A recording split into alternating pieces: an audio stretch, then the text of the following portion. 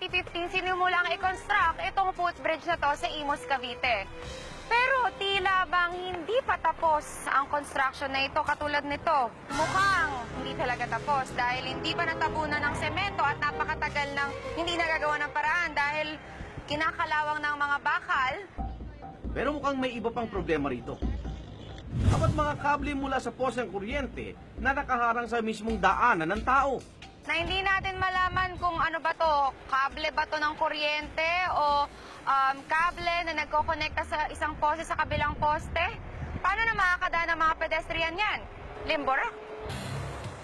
Habang nasa taas na mataan pa ni Agent A ang ibang pedestrian na tumatawid sa kalsada. O ayan sila ate, nako, delikado. Imbes na ginagamit nila tong footbridge, ayan, nakikipagsapalaran sila kay kamatayan para makatawid sa kabilang side. Pati ang kinakalawang na framing na hindi pa nabubuhusan ng semento, walang ligtas kay Agent A.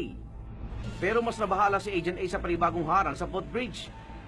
At ito pa, napakadaming kable, hindi mo malaman kung sa kuryente, sa telepono, sa cable o kung ano-ano man. Dahil napakarami. Ano to, Chinese garter na lang? Kahit sa hagdan tumatagos ang mga kable.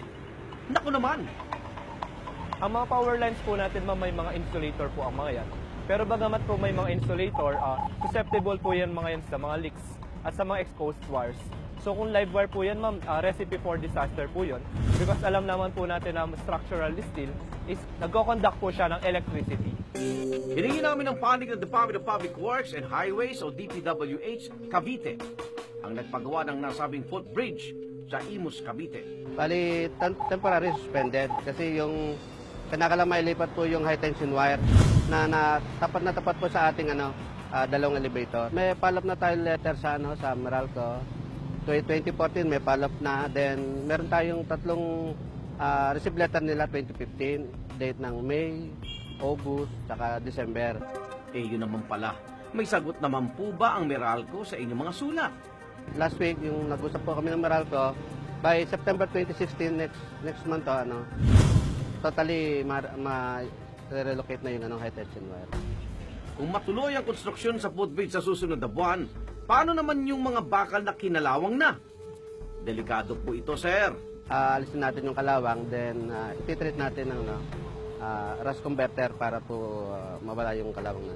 Pag nailipat po ng Meralco 2016, yung po commitment nila, October, passable na. Kasama na po yung dalawang elevator. Asahan po namin yan, sir. Ayon sa Meralco, mahigpit nilang ipatutupad ang paglilipat ng mga kable sa susunod na buwan. Hindi rin nalalayo ang kondisyon ng bagong footbridge na ito sa North Avenue sa Quezon City. Sa unang tingin mukhang maayos naman, pero sa ilalim ng footbridge, naku po, mga wire, kumpulan. Ang footbridge na ito, pinatayo ng MMDA. Dati yung mga cables doon, nandun mismo sa footbridge. So, nag-request kami sa telcos. Actually, ano na yun, yung mga communication cables. Walang kuryente yon, so hindi naman delikado. Para lang immediately is madaanan ng tao yung footbridge na nilagay namin, binaba mo nila doon sa ilalim. Kahit sa pag-akyat ng footbridge, kapansin-pansin, ang mga kabling ito na nakadikit mismo sa handrails. Kaya ang ilang pedestrian, hindi na umahawak dito. Pagdating naman sa mismong tawiran, hindi mo mapapansin ang kabling tumatawid sa ibabaw nito. Wala nang may kuryente doon. Actually, in-overhead na nila Meralco yung kanila itinaas na ng mataas. So ano pa lang din yun, kumbaga cable lines yun. Pero ang nakakabahala, halos tumama na rito ang ulo ng ilang matatangkad na pedestrian. Mga ma'am at sir, ano ba naman ito?